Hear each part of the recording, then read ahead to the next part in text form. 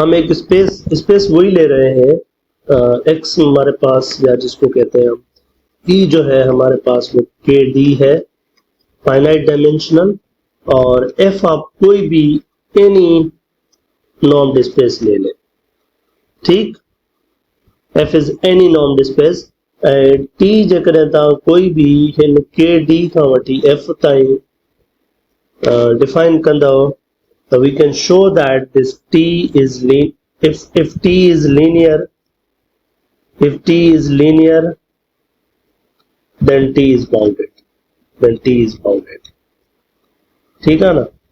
अगर t linear आ तो बस t के साथ बाउंडेड शो कंदा, सही है। ऑब्जर्वेशंस कुछ खणी था वठूं। अच्छा, पहिरियों मुझे आप ये बताएं कि अगर t f हम ऑपरेट करें तो ये f कहाँ से होगा, के डी से होगा, या x इस केस में ले लेते हैं क्योंकि वो के डी है। अगर x हम के डी से उठाते हैं तो टी एक्स कहाँ जाता है, f में जाता है। तो हम एसेंशियली इसका नॉर्म कंसीडर करेंगे टी एक्स का f के अंदर, और फिर हम डेवलप करेंगे कि c टाइम्स x का नॉर्म एन के डी है समा। यहाँ के डी के ऊपर यहाँ मुझे नॉर्म भी स्पेसिफाई करना है, और वो नाम इस टाइम में 2 ले रहा हूँ, ठीक है, ताकि वो फिर वहां पर ये कंफ्यूजन भी ना आए। अच्छा, लेट्स स्टार्ट नाउ। लेकिन इस स्टार्टिंग से पहले मैं कुछ और चीजें आपसे मैंने आपको ऑब्जर्व करवाऊंगा। Let me start the proof.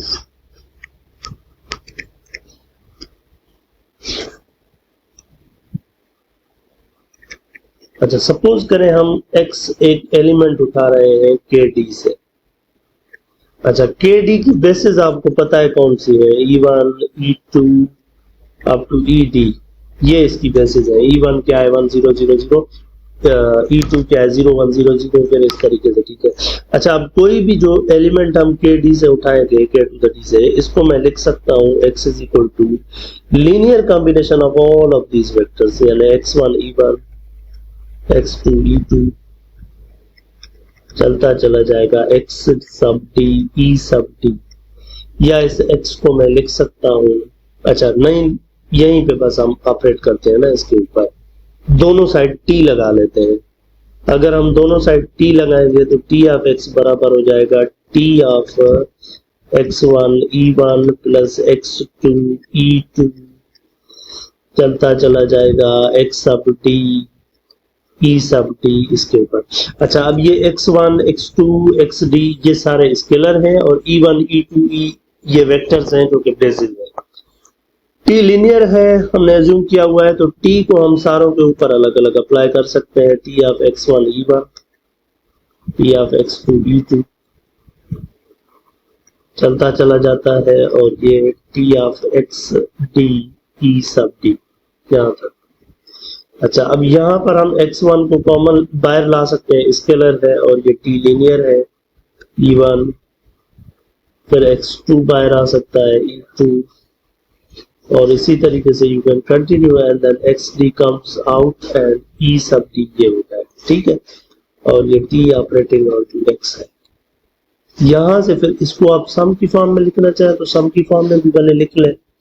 तो ये t ऑफ x जो है, इस पर अगर हम नॉर्म अप्लाई कर दें, so this norm has to be an f, and then similarly ये इस तरह भी लगेगा x1 t of e1 plus x2 t of e2, और ये चलता चला जाएगा x sub d t e sub d, इसका भी f norm.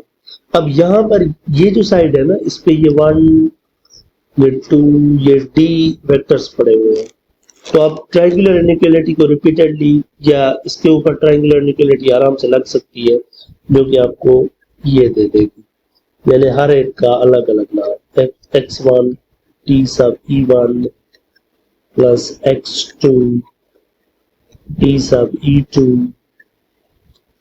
and obviously it is in the f norm, this is in the f norm, चलता चला जाता है ये x sub d t of e sub d नाम लगेगा यहाँ पर, ठीक।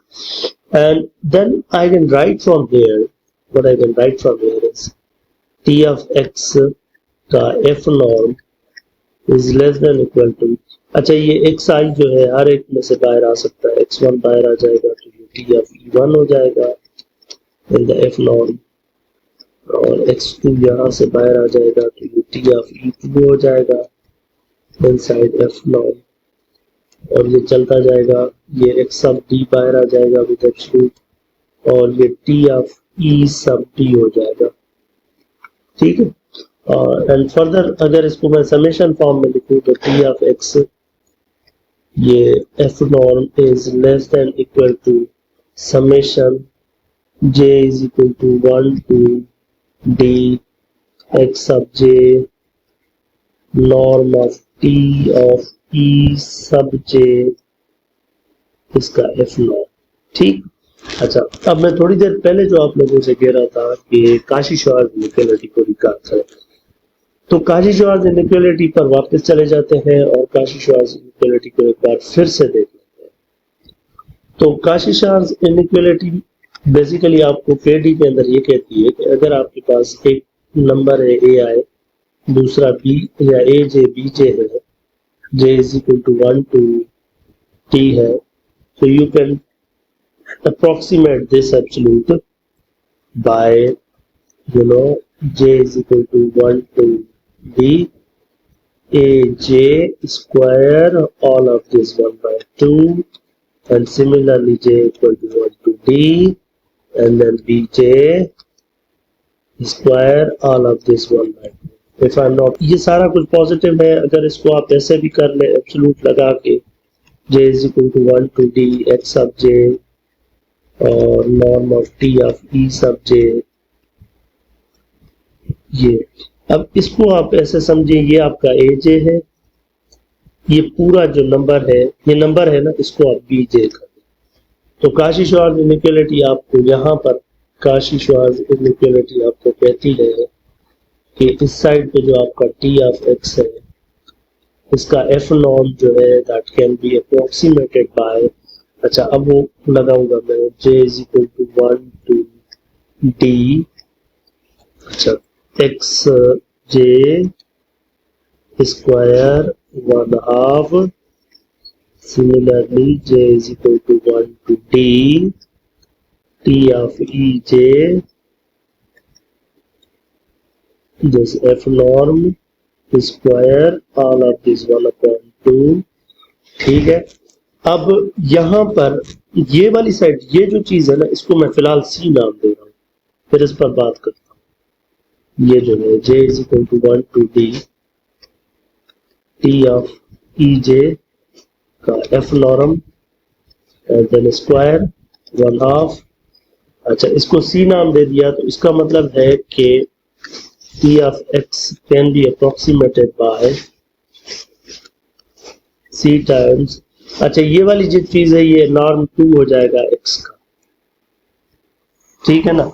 अच्छा अब ये c फाइनाइट क्यों है, सिर्फ ये बात है कि ये फाइनाइट क्यों है। देखें जी, t e1 पर ऑपरेट हो रहा है, t e2 पर ऑपरेट हो रहा है, चलते चलते t e d पर ऑपरेट हो रहा है, ये भी f का एक एलिमेंट है, ये भी f का एक एलिमेंट है, ये सारे जितने भी हैं टोटल d है ये f के एलिमेंट है। तो जो एलिमेंट f के अंदर है उसका नॉर्म f के अंदर कुछ ना कुछ नंबर ही होगा, और क्या। तो ये सारा सम जो है ये आपका फाइनाइट है, एंड दिस शोज कि अगर आपके किसी भी ऑपरेटर की डोमेन जो है वो फाइनाइट डायमेंशनल है, यानी k टू द d है, तो फिर आप रेंज में चाहे कोई भी नॉर्मल स्पेस उठाएं और t सिर्फ लीनियर है तो वो बाउंडेड हो जाएगा, तो लीनियर है तो वो बाउंडेड हो जाएगा। Let p, f be two normed spaces, then a linear map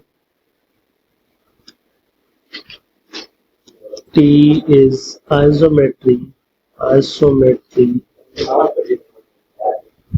if T को F पर अप्लाई करके इसका नॉर्म हम F के अंदर निकालें वो बिल्कुल बराबर हो जाए norm of F and E.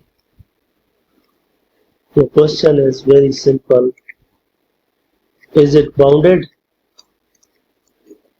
Linear तो हमने डेफिनेशन में कह दिया। Is it bounded?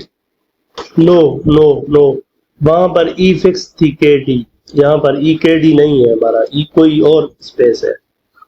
Why this is bounded? तो बाउंडेड की डेफिनेशन याद करें ना भाई साहब, टी इज बाउंडेड, याद करें ना basic definition, T is bounded if there exists a C such that T of F in the F norm is less than equal to C times F का norm in the E। ठीक है ना? अब ये C is equal to 1 रखें तो ये equal है, तो यहाँ पर C1 है, C1 है और ये इक्वल है, तो लेस देन हो या इक्वल हो दोनों केसेस में वो आपका बाउंडेड ही कहलाएगा ना। या तो वो लेस होना चाहिए या बराबर होना चाहिए, बराबर है with C1, so yes it is bounded.